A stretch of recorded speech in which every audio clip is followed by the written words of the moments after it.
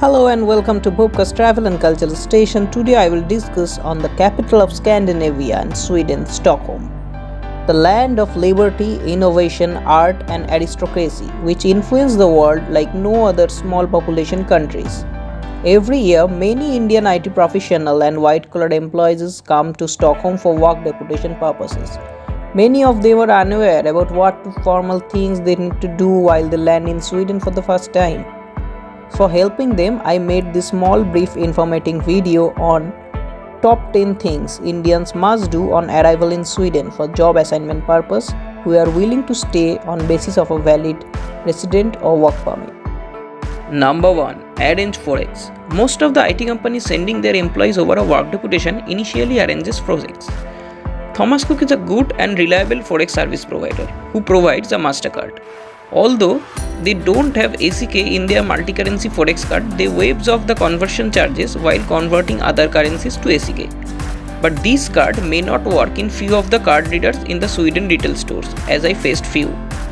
HDFC multi-currency is also a very convenient one, and this Visa card works almost every places in Sweden. Although if you purchase a Thomas Cook card, I would recommend to get an additional HDFC card which will become handy in many situations.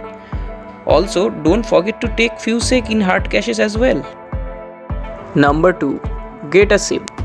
You can get a SIM in the Stockholm's Arlanda airport itself. You can get Comviq or Leica SIM lying over there in their counters.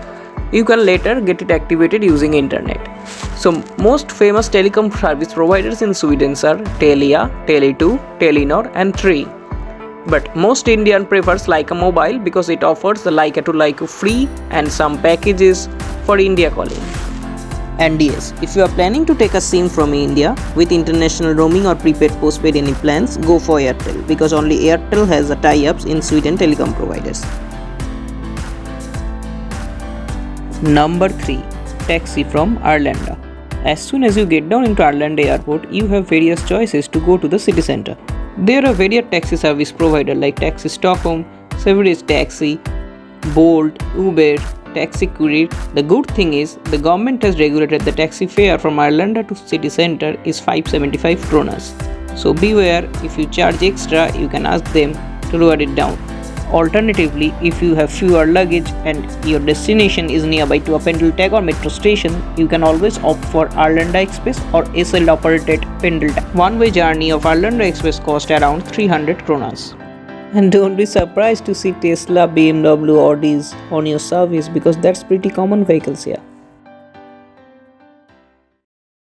Number 4. Apply for personal number.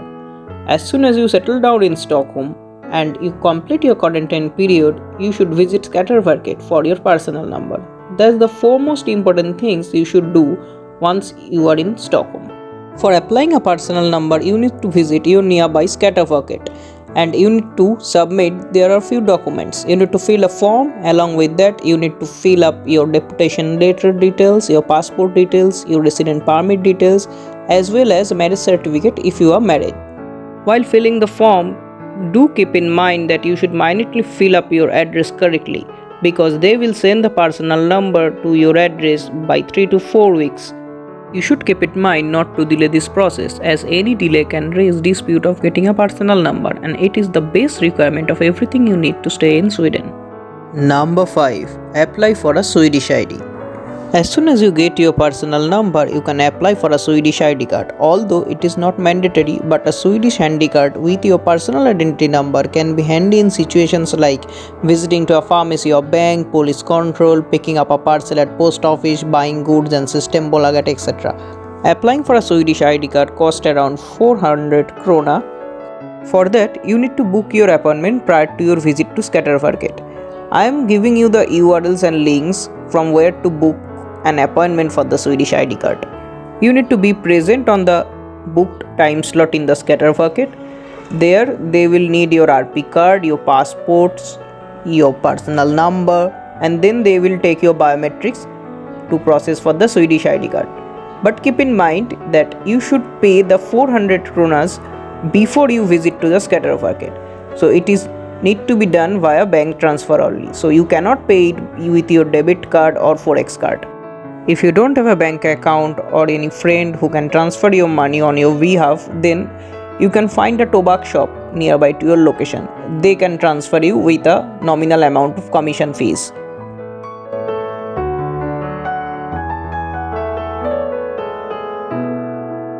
If you are not already bored, then stay tuned for the part 2 for the rest of the 5 important things. If you like the video, don't forget to like, share and subscribe to my channel. Till then, in Swedish way, hejdå!